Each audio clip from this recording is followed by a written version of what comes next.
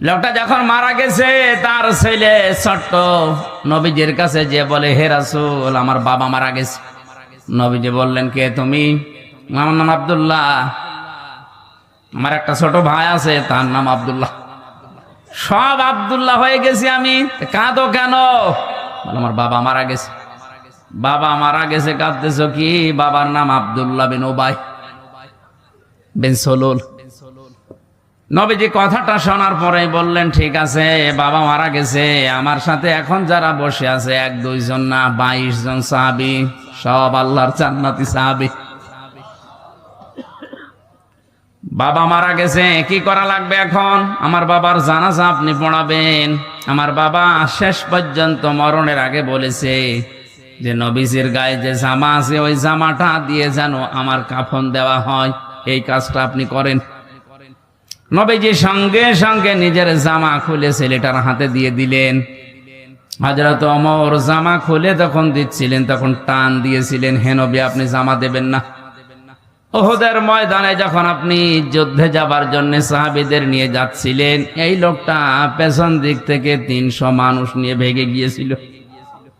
ওই দিন আপনি শিশুর মতো কেঁদেছিলেন, আজকে আপনি জামা দেবেন না। আপনি যেও জানেন লোকটা মুনাফিক। নবীজি বলেন, ওমর, এখনো পর্যন্ত আল্লাহ পাক আমাকে নিষেধ করে নাই, জামা ছেড়ে দাও।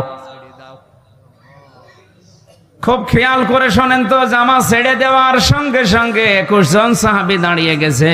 হযরত ওমর বসা ছিলেন, বসায় আছে, উনি আর ওঠে না। প্রথমটা ছিল, আপনি আমার বাবার জানাজা পড়াবেন। নবীজি বললেন, যাও, লাশ তৈরি করো, ব্যবস্থা করো, আমি আসতেছি। 21 জনকে নিয়ে নবী গেলেন। হযরত ওমর কিন্তু জায়গায় বসে আছে, উনি যাননি।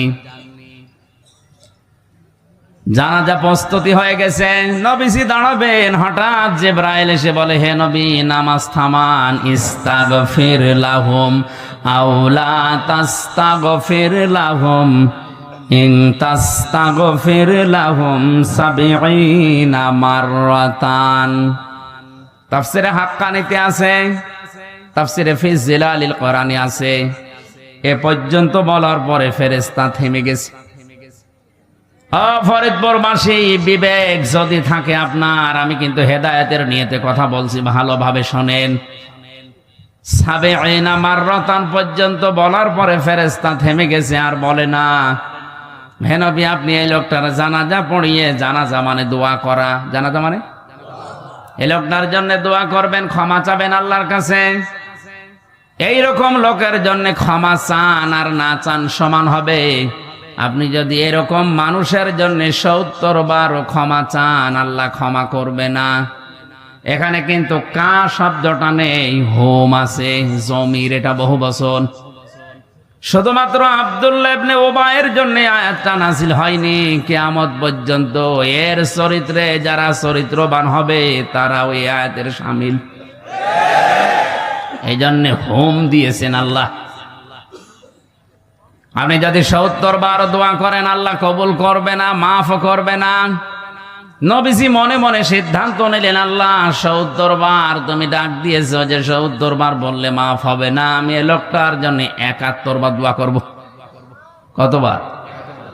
70 বারে যদি মাফ না হয়, 71 বার করলে তো মাফ হবে, কারণ তুমি 71 বার তো বলনি। নবীজি প্রস্তুতি নিচ্ছিলেন, হঠাৎ জিবরাইল আয়াতের পরবর্তী অংশটা নাযিল করলেন, ফালাইয়াগফিরাল্লাহু লাহুম। যারা আরবি গ্রামার বোঝে, ফা শব্দটার পরে লান আছে, মজারের আগে লান আসলে অর্থ হয় কখনোই হবে না। শুধু হবে না তা না, এটা বর্তমান, ভবিষ্যৎ, প্রেজেন্ট, ফিউচার, দুইটা কাল নিয়ে শব্দটা আল্লাহ গঠন করেছে। এরপরে আবার হোম আছে। আল্লাহ পাক বলেন, হে নবী, এর জন্য শুধু না, এর চরিত্রে যারা দুনিয়াতে কিয়ামত পর্যন্ত আসবে, ওরাও যদি এর মতো চরিত্রবান হয়, তাদের জন্য আপনি কেন 70 বার না 71 বার না, কিয়ামত পর্যন্ত ক্ষমা চাইলেও ক্ষমা নেই। শুধু ওই লোকটার জন্য যদি হয়তো আল্লাহর কসমে আয়াত পড়তাম না, যেহেতু হোম দিয়েছে, এখন আমাদের চিন্তার বিষয় এটা যে ওর মতো চরিত্র যদি আমাদের কারো থাকে তার কপালেও বিপদ আছে। এই লোকটার পুরা জীবনে যতটুকু আজ করলেন মিলান তো, সব জায়গায় সে রাসূলকে মেনে চলেছে।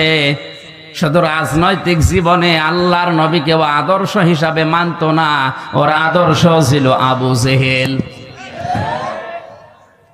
ফরিদপুরবাসী, আপনার মাথায় যদি মগজ থাকে চিন্তা করেন, আপনি নামাজ পড়েন বাংলাদেশের ভাঙায় আমির হামজার পেছনে, আরো নামাজ পড়েছে মসজিদে নববীতে রাসূলুল্লাহর পেছনে। অনেকে মনে করে আমি ভাঙ্গা মসজিদের সভাপতি, জান্নাত পাবো না। কে পাবে জান্নাত? আপনি তো ভাঙ্গা মসজিদের সভাপতি। আবু জেহেল ছিল কাবা শরীফের তত্ত্বাবধায়ক।